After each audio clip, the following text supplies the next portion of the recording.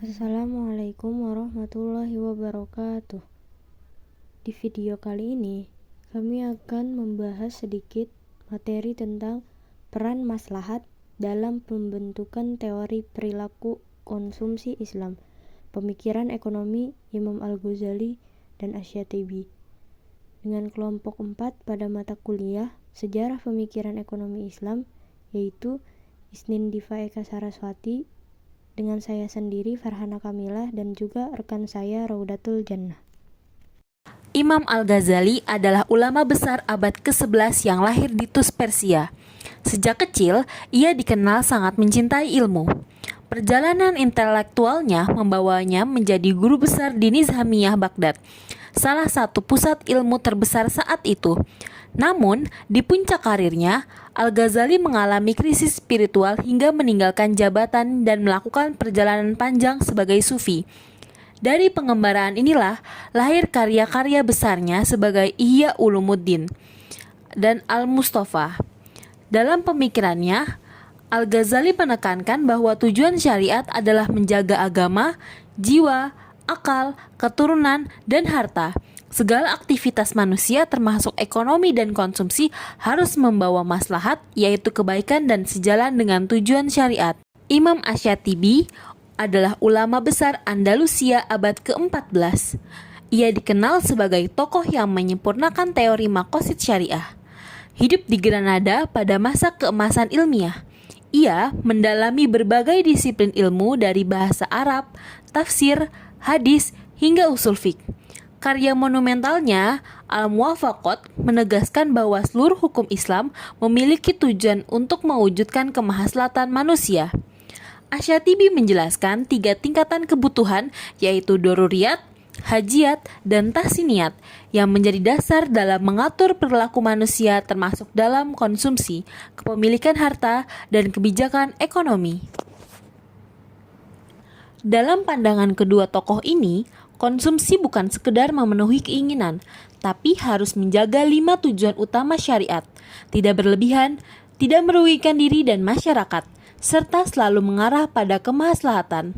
Pemikiran Al-Ghazali dan Asy-Syatibi menjadi pondasi penting bagi konsep ekonomi Islam modern, terutama dalam memahami etika konsumsi, keadilan sosial, dan tanggung jawab moral dalam kehidupan ekonomi umat. Maslahat menurut Imam Al-Ghazali dan Imam Al-Syatibi. Dalam kitab Al-Mustashfa min Ilmi Al-Usul, Imam Al-Ghazali berpendapat bahwa maslahat ialah suatu pernyataan terhadap pencapaian manfaat dan menolak mudarat. Imam Al-Ghazali mendefinisikan maslahat dengan penjagaan terhadap tujuan syara. Tujuan syara terhadap manusia meliputi 5 perlindungan, yaitu hifzuddin, hifzun nafas, hifzul aql, hifzun nasal, dan hifzul mal. Sedangkan menurut Imam Al-Syatibi, maslahat ialah segala sesuatu yang kembali kepada terwujudnya tujuan-tujuan syariah atau maqasid syariah, memelihara kemaslahatan manusia dan menjauhkan mereka dari mafsadat. Perbedaan keduanya adalah Imam Al-Ghazali berpandangan bahwa maslahat hanya sebagai metode dalam pengambilan hukum. Tetapi Imam Al-Syatibi berpandangan bahwa maslahat sebagai sumber hukum karena ia bersifat kulli. Dari perspektif Islam, konsumsi tidak semata-mata bertujuan untuk memuaskan diri sendiri seperti dalam ekonomi konvensional, tetapi harus juga didasarkan pada konsep maslahat yang sesuai dengan maqasid syariah, yaitu untuk melindungi agama, kehidupan, akal, keturunan, dan harta benda. Konsep maslahat ini memprioritaskan kebutuhan di atas keinginan, dengan kebutuhan diklasifikasikan menjadi 3 tingkatan, yaitu yang pertama daruriyat atau kebutuhan primer dan dasar, yang kedua hajiyat, kebutuhan sekunder dan pelengkap, lalu yang terakhir adalah tahsiniyat. Dalam konteks globalisasi dan digitalisasi ekonomi, penerapan prinsip maslahah juga dapat membantu membentuk pola konsumsi berkelanjutan atau sustainable consumption.